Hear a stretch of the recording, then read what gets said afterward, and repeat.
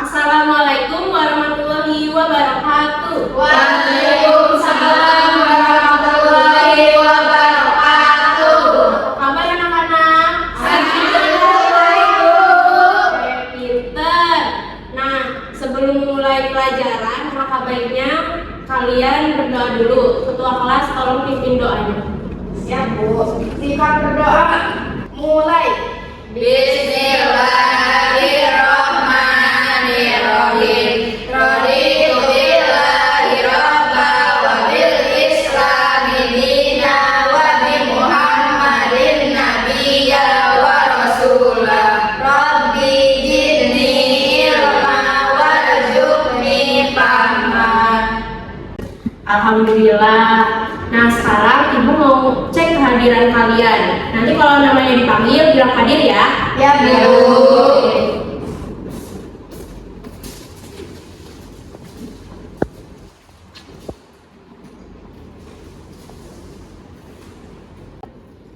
Amanda Dilawani, Hadir, Bu. Sri Romi Ramawati, Hadir. Windy Aulia, Hadir. Sarah Claudia Gusta, Hadir, Bu.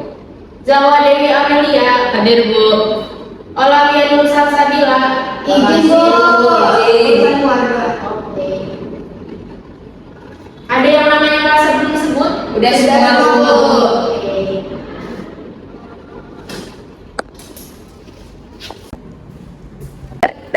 Oke anak-anak, hari ini mau mulai materi pelajaran atau mau ice breaking dulu?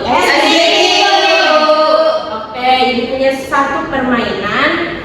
Kalau Ibu bilang oke angkat tangan kanan, kalian lakuin. Soalnya Ibu nyebut ada kata oke, kalian lakuin ya. Kalau nggak ada kata oke, misalnya turunin angkat tangan kiri, kalian nggak usah, karena nggak ada kata oke. Oke. Paham? Mulai ya. Oke, angkat tangan kanan. Turunin tangan kanan. Oke, angkat tangan kiri. Oke, turunin kedua tangan. Oke. Udah ya, sedikitnya cukup sampai situ karena kalian udah konsentrasi. Oke, kita masuk ke tahap apresiasi ya anak-anak. Kemarin masih ada yang inget gak kita belajar tentang materi apa? Ayo buka bukunya.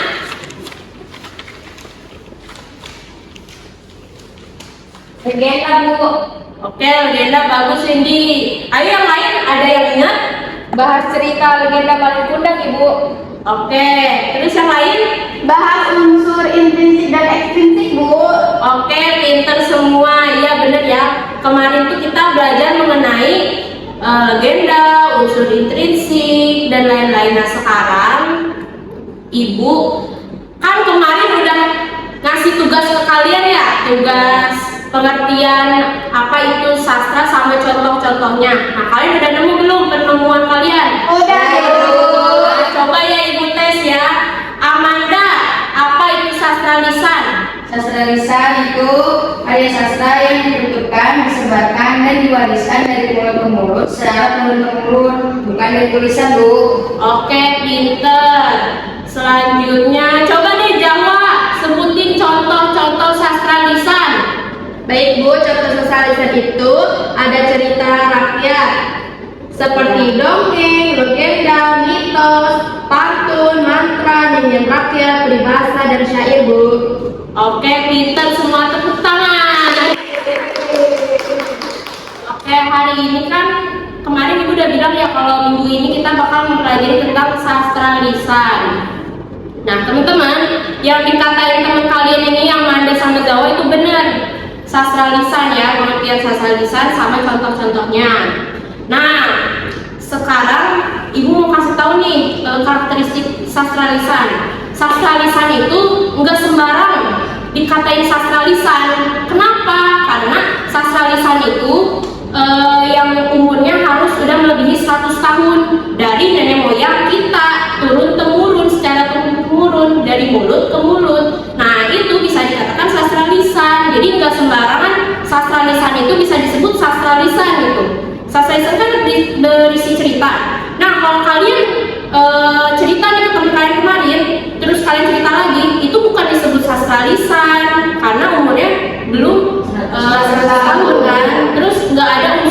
kebudayaannya, nggak ada nggak ada pengaruh dari budaya kitanya.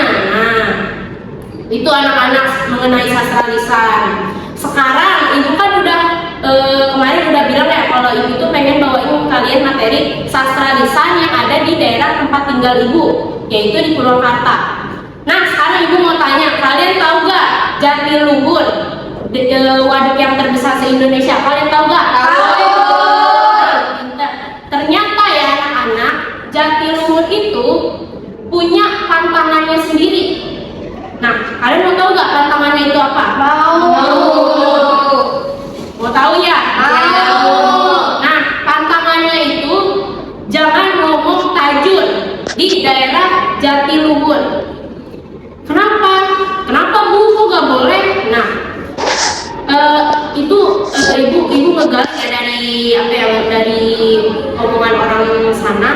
Ibu tuh ngomong kayak ini kenapa ya gak boleh ngomong tajur? Diceritain sama mereka. Kalian mau tahu gak nih ceritanya? Mistis banget. Iya, serem ya pastinya kata Robi, serem. Iya benar serem. Nah, jadi gini. Pada zaman dahulu nih, sebelum Jatiluhur dibentuk jadi bangun waduk, kan dulu itu aliran Sungai Citarum ya. Nah, ada sepasang suami istri dari desa Tajur. Nah, desa Tajur itu di sekitaran aliran Sungai Citarum ini yang bakal dibentuk waduk Jatiluhur. Nah, mereka nih belum dikaruniai seorang anak nih, belum punya anak mereka selama menikah bertahun lamanya. Nah, terus mereka itu pengenlah punya sesosok anak di kehidupan mereka. Nah, kemudian harinya nih, besokan harinya, sesang istri itu pergi ke aliran Sungai Citarum untuk menjala udang. Nah, menjala udangnya ini, si istri itu ketika menjala udang, maksudnya maaf ya, ibu salah ngomong, menjala udang, si istrinya itu tiba-tiba ketabrak ikan mas, tabrak nih perutnya. Mungkin karena loncat ikan mas itu bisa nabrak perut sang istri.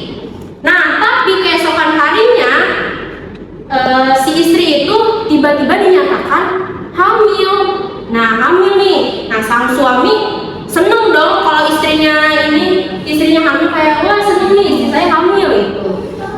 Nah, terus waktu udah dinyatain hamil nih, nah berbulan-bulan kemudian saat lahiran nih istrinya, ternyata anak-anak bayinya itu ada jengger ayam di kepalanya. Kok bisa ya? Ada jengger ayam. Tapi sepasang suami istri itu kayak ngerasa takut, kayak gak mau punya anak yang kelainan, gak normal, kayak aib, mereka nyebutnya aib di situ. Nah, makanya mereka itu berinisiatif dalam hati mereka ingin membuang anak itu karena mereka tuh malu punya anak yang punya jengger ayam. Nah, akhirnya mereka tuh buang tuh si bayi tersebut yang ada jengger ayamnya ke aliran Sungai Citarum. Nah, ini lanjutan lagi ya.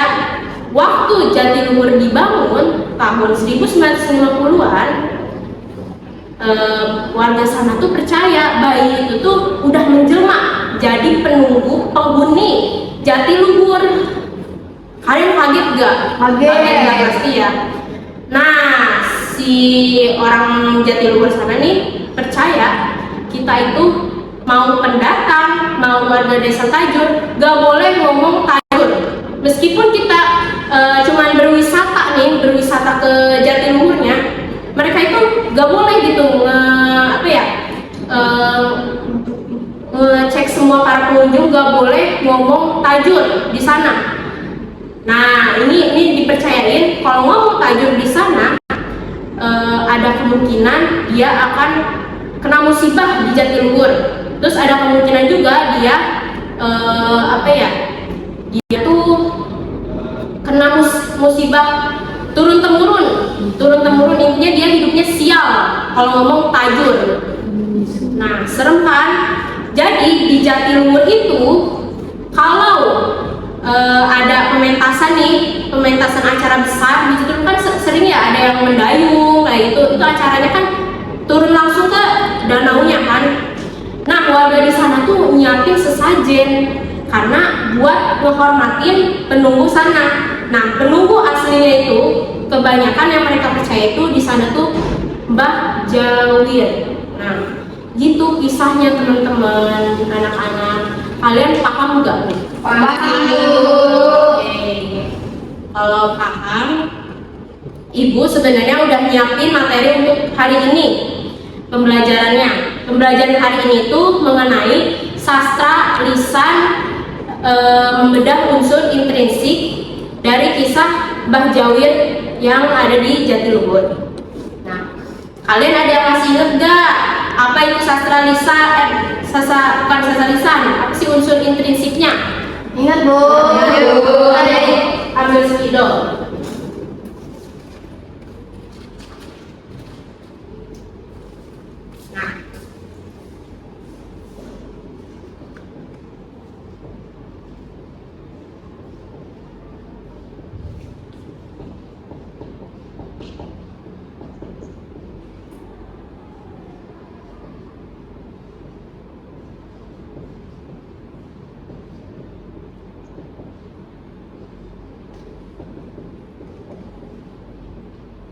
Nah, ada yang tahu unsur intrinsik itu apa? Tema, tokoh. Tema, benar, tema.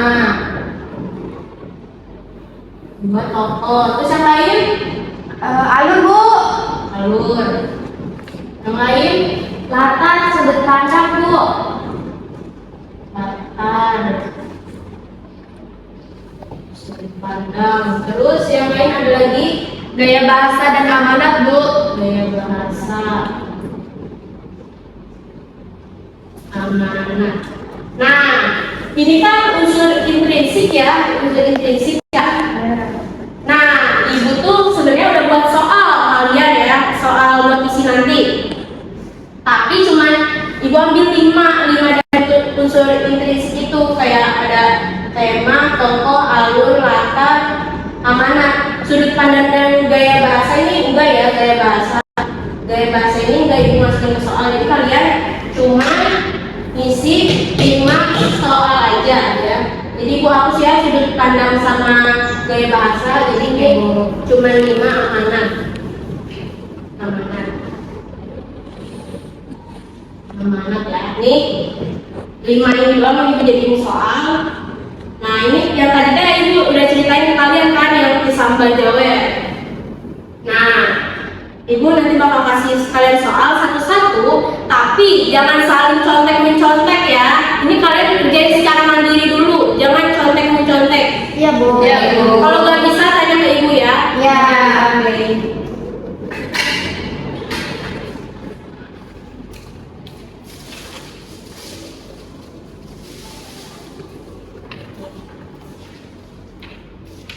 Tulis nama sama kelasnya. Iya Bu. Kasih dulu.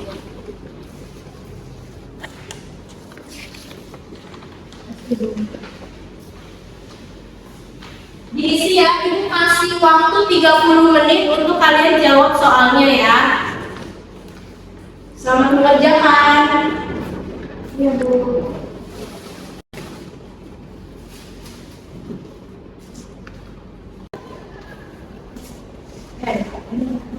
Ibu boleh mengisinya di antara. Boleh. Oke, terima kasih.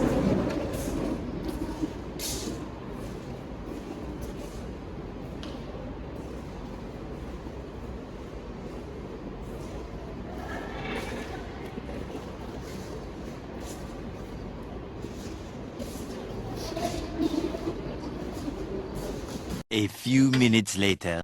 Anak-anak ini udah 30 menit, udah belum? Udah Bu. Udah. Ada belum? Udah Bu. Oke. Ibu punya sesuatu. Kalau yang berani maparin hasil kalian nih, yang tema, tokoh, latar, amanat, Ibu kasih hadiah. Kalian mau hadiah gak? Coba siapa yang bisa isi tema ini? Sok ngomong aja di bawah kalian, lihat lembar jawabannya. Siapa yang mau tema? Ayo, dapat hadiah. Yaudah saya deh Bu. Oke, Amanda, silakan. Tema yang kamu dapat apa? Karena yang saya dapetin itu kearifan lokal, kayak asal usul pantangan di daerah tersebut. Betul, tepuk tangannya mana? Coba, siapa yang mau isi tokoh? Aku aja Bu. Oke, boleh Zawa. Apa tokohnya? Sepasang suami istri dan Ya. bayi yaitu Mbah Jawer. Nah, benar sekali. Teman. Siapa yang mau menyebut alur? Sri Rofi. Oke, sok. Alurnya yaitu alur maju Bu. Oke, benar. Itu kanan. Latar, siapa nih yang mau latar nih? Ayo. Aku Ibu. Oke, ya Windy silakan. Latarnya di Desa Tajur, Sungai Citarum dan Jatiluhur Ibu. Nah, benar, tepuk tangan. Nah, ini nih amanat yang paling susah. Siapa nih yang mau nih? Ayo Bu. Oke, Sarah, sok maparin. Harus menghormati adat atau aturan di tempat orang lain dan jangan membuang anak hanya karena kekurangan. Betul sekali. Tepuk tangan.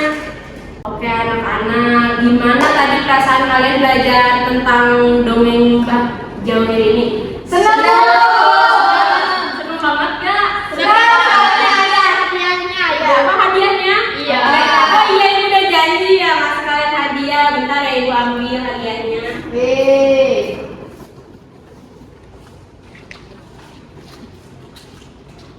Ini Ibu ada hadiah. Kalian jangan mandang ini harganya berapa. Hadiah ya. Kalian jangan mandang ini harganya berapa, tapi mandang siapa yang ngasih ya. Iya. Terima kasih ya. Makasih Bu. Iya. Makasih banyak Bu. Iya. Makasih Bu. Terima kasih Bu. Ya. Makasih Bu. Ya. Udah ya anak-anak, pembelajarannya hari ini kita masuk tahap refleksi. Nah, bagi kalian nih siapa yang mau bertanya? Aku mau nanya. Oke, boleh Rofi, tanya apa? Kalau misalnya Bu, aku nggak percaya sama sastra lisan legenda Mbah Jawer ini, boleh nggak Bu? Sebenarnya boleh-boleh aja ya, Rofi. Itu hak kamu. Ibu nggak nyuruh kamu kayak wajib nih percaya, enggak. Itu hak kamu, hak kalian semua mau percaya mau enggak. Tapi ibu saranin kalau kalian datang ke Jatiluhur, ibu mau kalian tuh menaati aturan yang ada di sana. Setiap daerah itu pasti ada hukum adat daerah itu sendiri. Kalian pernah dengar nggak pepatah di mana bumi dipijak, di situ langit dijunjung? Pernah dengar nggak? Pernah. Kan itu artinya itu sama aja di mana kita berpijak di suatu daerah, itu kita harus menjunjung nilai yang hukum adat yang ada di daerah tersebut itu. Jadi pertanyaan Rofi gak apa-apa, tapi kalau Rofi datang ke sana tolong hormatin pantangan yang ada di sana karena setiap daerah tuh punya aturannya masing-masing ya. Gitu Rofi, dijawab semua. Penjawab Bu, makasih ya. Iya sama-sama. Anak-anak ini udah waktunya jam pulang ya. Boleh deh Rofi untuk pimpin doanya. Baik Bu, Ya. teman-teman sebelum pulang kita berdoa terlebih dahulu, berdoa dalam hati mulai. Selesai dari salam. Assalamualaikum warahmatullahi wabarakatuh. Waalaikumsalam warahmatullahi wabarakatuh. Kalian mudah-mudahan selamat ya sampai tujuan ke rumah. Amin. Yang piket jangan lupa piket. Udah boleh kemasin dalam koleksi. Piket dulu, piket. Tuh Sarah tuh piket tuh sama jadwal. Siap.